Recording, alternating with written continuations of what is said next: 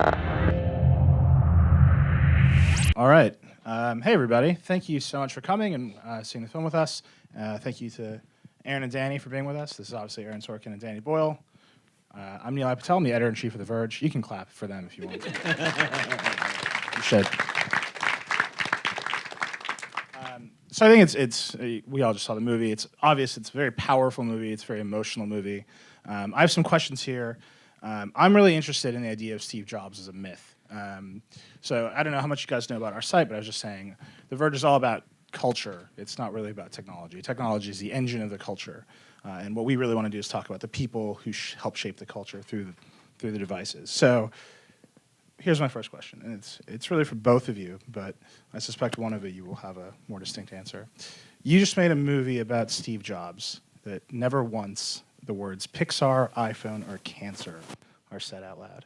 And I just want to that's an incredibly bold choice. Those are three major plot points in his life. And I think the iPhone in our entire world. So talk about that choice. Sure. All those things that you said, the big things that weren't mentioned, all would come under the umbrella of this. That before I knew what I wanted to do, I knew what I didn't want to do, and that was write a biopic, a cradle-to-grave story where we land on the character's greatest hits along the way, and you just mentioned some of them. Surely, if you were doing that movie, absolutely, there would have been Pixar, and he would have been diagnosed, and there would have been the iPhone, the iPod, and the antitrust suit, a fight with Bill Gates, a lot of things. But I didn't want to do that. That biopic structure is familiar to audiences. And that's not a good thing. I didn't think I'd be able to shake it.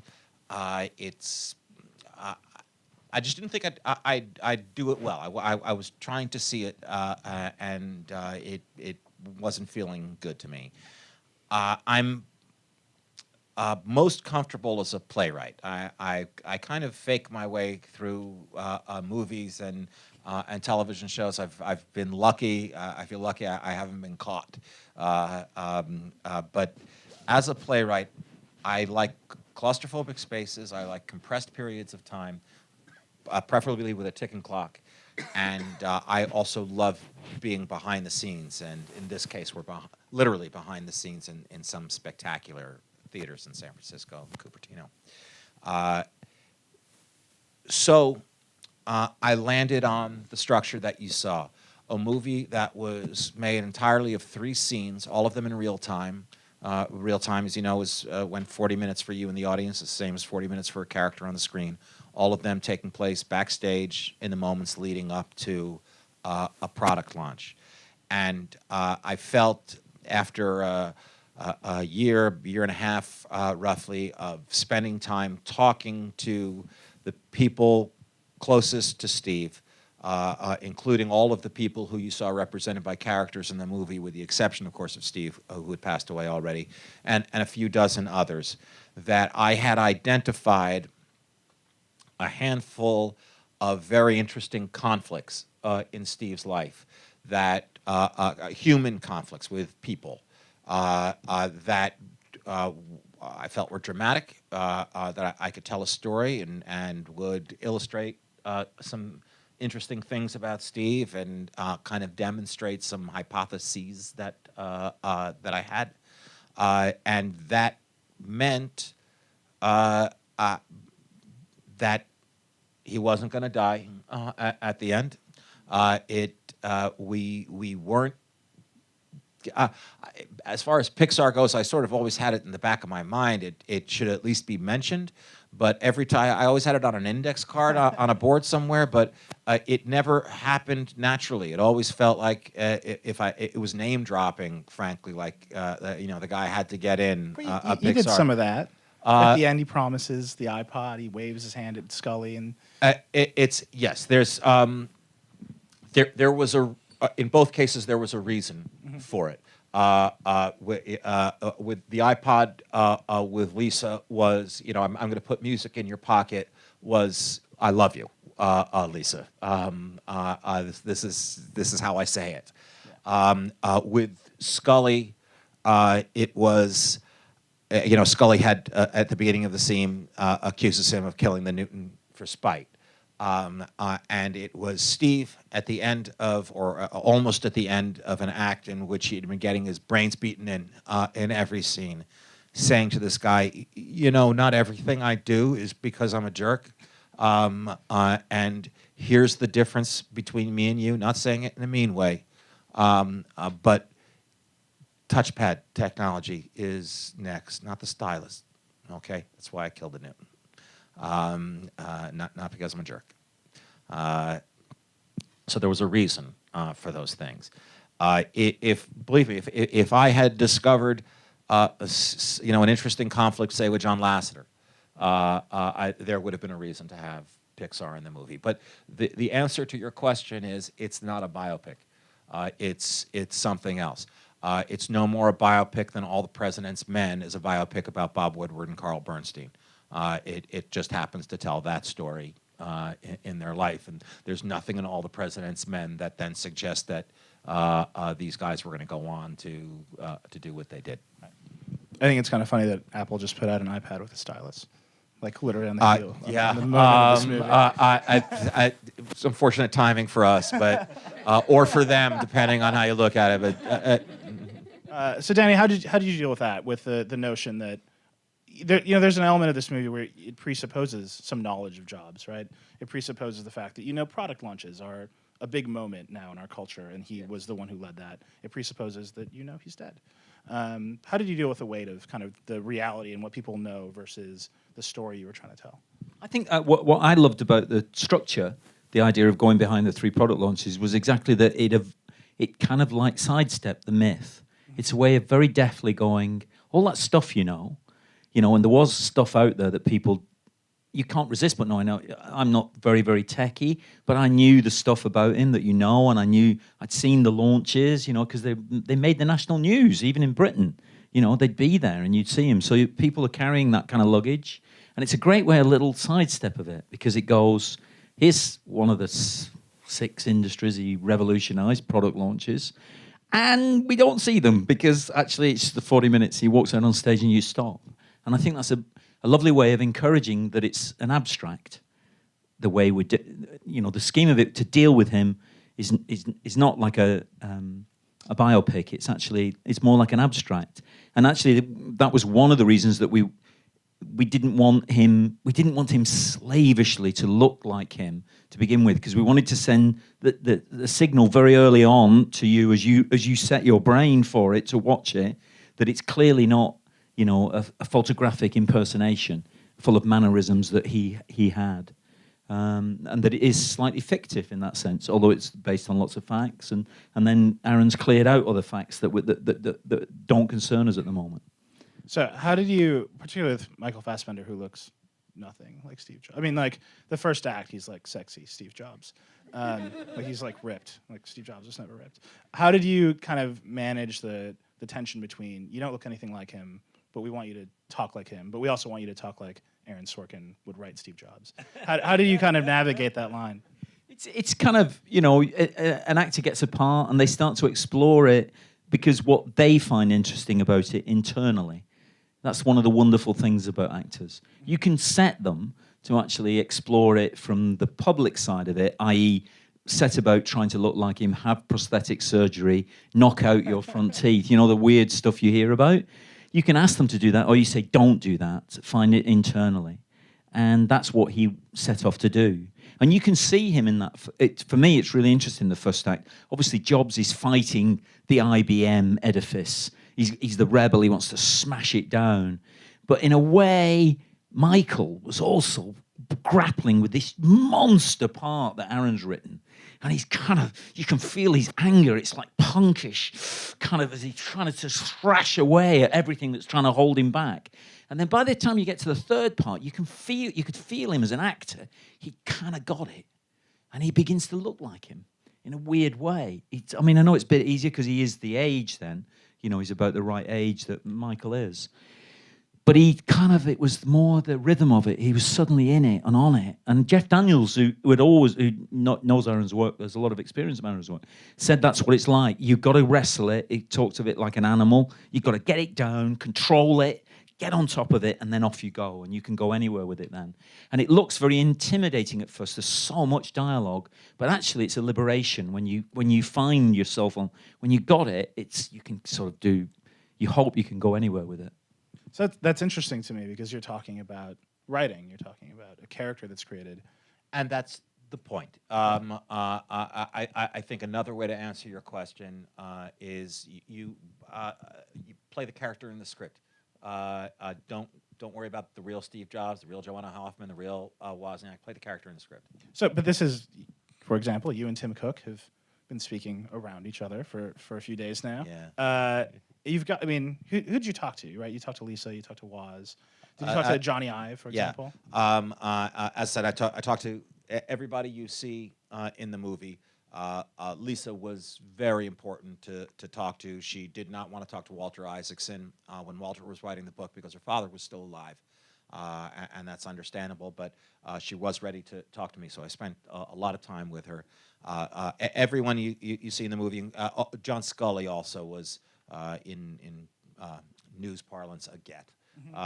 After John Scully left Apple, he really barely spoke to anyone. He went down to Florida and lived a very quiet life.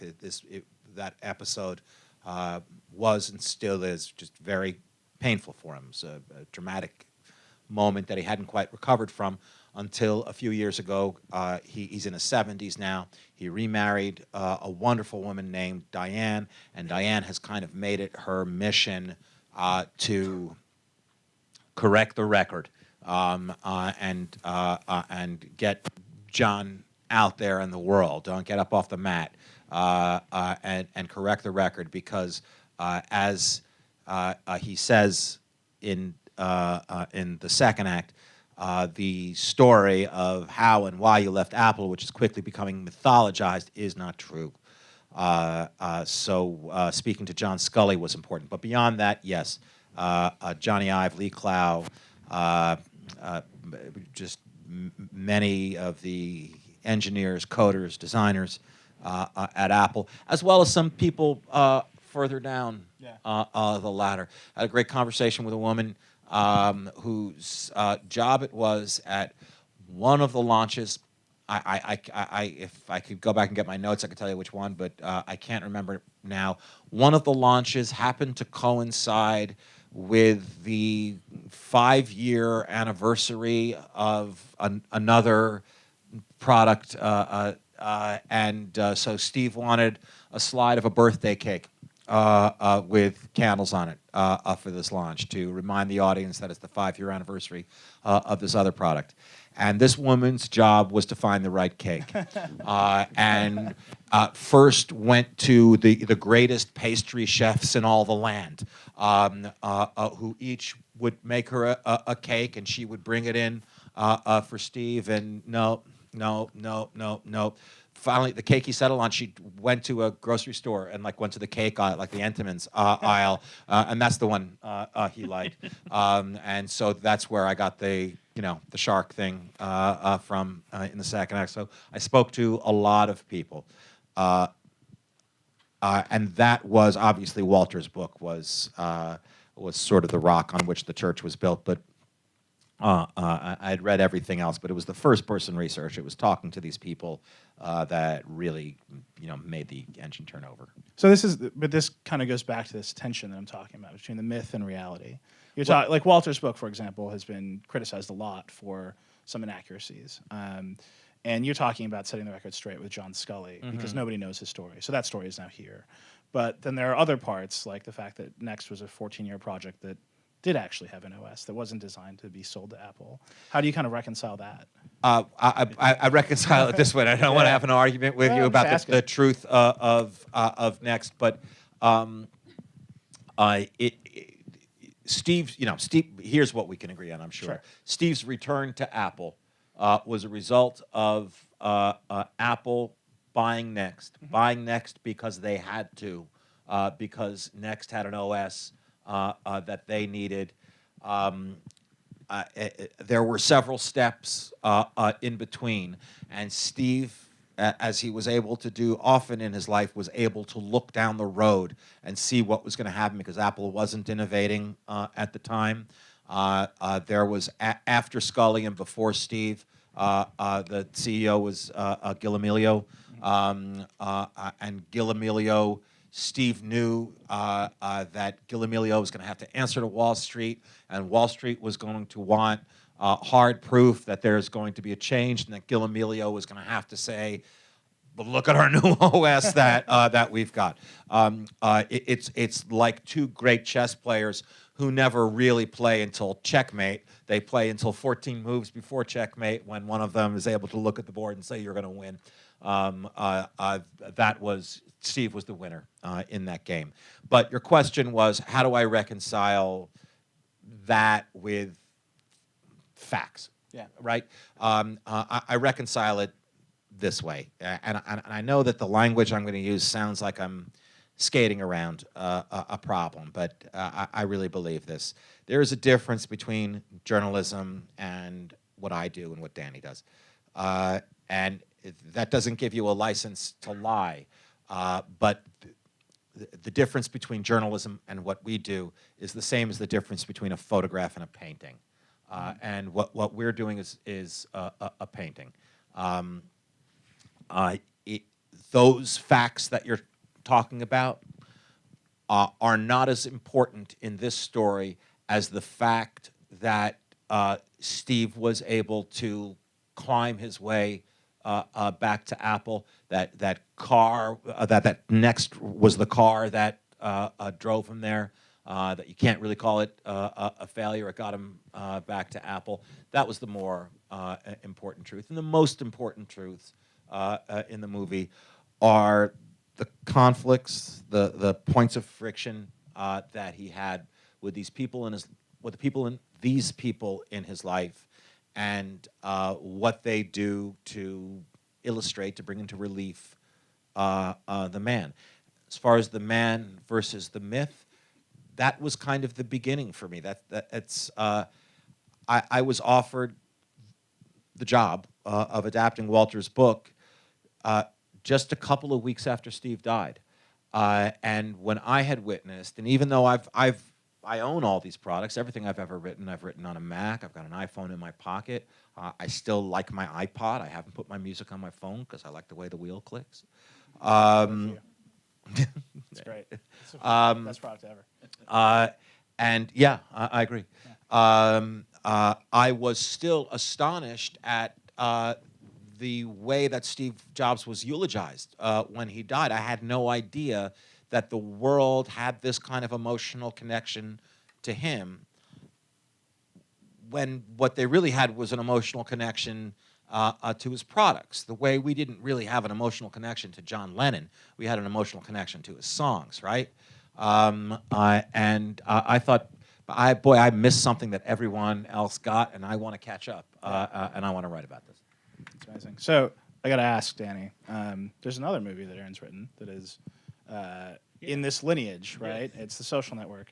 And I look at The Social Network, and obviously David Fincher directed it, and it's dark. It's I actually heard you say on Monday, everyone in that movie is always sitting down. And this movie is bright. It's moving. It's energetic.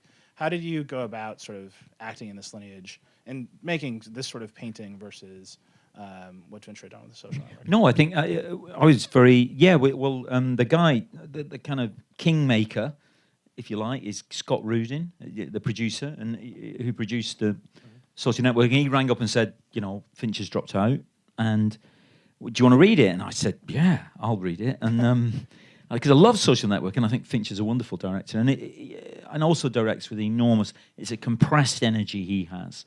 It's a kind of like, mine's more a kind of open energy, but he compresses it in it. And I read this and I was blown away, and it feels like it was the same. I think it's the same film. I'm never have a problem admitting that, because it's basically what these people who have made such an imprint on our world have literally made the dent in the universe. What were they? you know, what do they amount to as people, as us? You know, they're one of us, because you can all, they're in the stratosphere in terms of success. They're out of sight, you know. And that was another reason why it's good, I think, that he avoids the later products. It's because he's just still within reach, really. But once that IMAX launch, and he's achieved so much of the vision, and suddenly the products are super sexy and cool, and you will take them to bed with you. I mean, you can't with the iMac because it's a bit bulky, but it's soon that as we all will tonight, we take them to bed with us, and some of us leave them on, monitoring what we're doing in bed in the night. I mean, you know, it's like, you know, so it's like. So I jumped at it because it had a kind of. The other thing about it that's different from Social Network is that he somehow caught this restlessness of the guy's mind, and that's the movement you get in it. Whereas Social Network's all sitting down as they kind of strategize, and then when occasionally they get up and there's a crisis, you know, when they actually get out of their seats. Whereas this one, nobody was in a seat, and if they were in a seat, there was a very particular reason. Because it's the restlessness of his mind. It's literally it's a wonderful clue for a director, you know. So I got to ask. We're out of time, so here's my last question here. Who's getting the next one? Is it Uber? Is it Snapchat? How do you carry on this lineage? Well, you know, I'll tell you, Danny keeps. First of all, I want to say one thing. Danny, every time he talks about what he just talked about in his typically self-effacing way, a more humble man you're not going to meet, always makes it sound like he was our second choice after Fincher. Danny Boyle is Danny Boyle is nobody's second choice. Okay, you know, we went to Fincher because we had just done a movie together. Of course, we did. Danny's going to do a sequel to Trainspotting. He's not going to ask me to write it, and I'm going to be okay with that. And I think it would be a very interesting, unusual wouldn't it? movie if I did.